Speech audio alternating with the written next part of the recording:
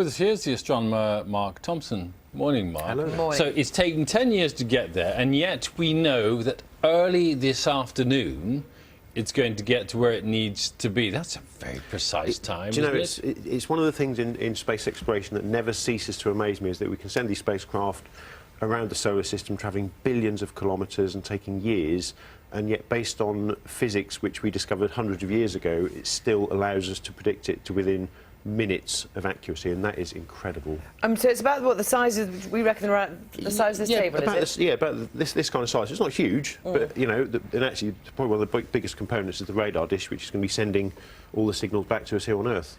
And then when it gets there, it's going to take, what, hundreds of photographs? Yeah, I mean, it's not going to take that many because it's travelling pretty fast, so it's going about 14 kilometres per second, so it's going to hurtle through the Pluto system. It's not going to be able to stop. It's got so much speed, and it's not got the fuel to slow it down, so it's going to go through really quickly in a matter of minutes, and it's going to take pictures of not just Pluto but of the moons as well. How far away is it, will it be when it's at its closest? So it will get to about 12,500 kilometres. So that's about the diameter of the Earth, and it will be about that far away from the surface of Pluto.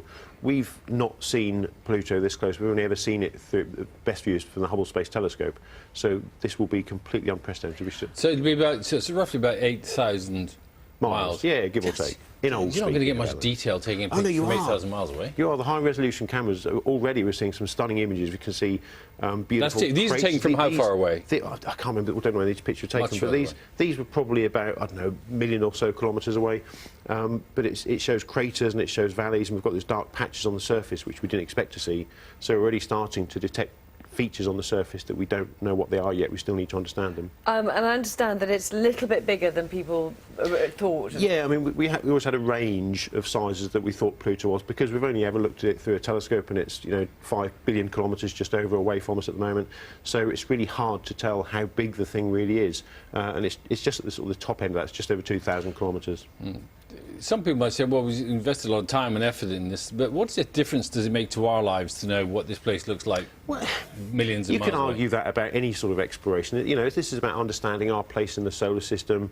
It's understanding about the place that we live. And you know, you could sort of project that forward into the future by a few million years and think about the future of our civilization, because ultimately the sun will die, we'll need to move out into the depths of the solar system when the sun does that. So, you know, ultimately it has benefits, but it's about exploration. So you say Earth will become like Pluto eventually, very cold? Well, Earth will become uninhabitable in the future, but we're talking billions of years in the future, so you don't need to worry about it. Just not to alarm anybody. Don't worry about it just yet. You'll get to the end of breakfast. And then, of course, it just goes on. Once it's past Pluto, it just carries on. Yeah, it does, and this is the crazy thing. It will take millions, probably, of years to get to its next kind of point where it's heading. It's heading off towards a constellation of Sagittarius, but it will take thousands, millions of years to get there. And I think the crazy thing is that we'll probably beat it there, because you think how technology will advance within the next few thousand years. Actually, the chances are we'll have developed technology that will get us there first, so we can probably pick it up on the way past. How fast how fast would you have to travel to beat it? Well, that depends, doesn't it, on how, you know, when you develop the technology. If you develop it tomorrow, then you don't have to travel that fast. But if you develop it in 10,000 years, then you need to go a lot faster. Oh, I'm going to... Big thoughts these are for this time in the morning. It's too much, isn't it? It's too much. It's brilliant. I really enjoy it. Caffeine is what we need. Thanks very much. Pleasure.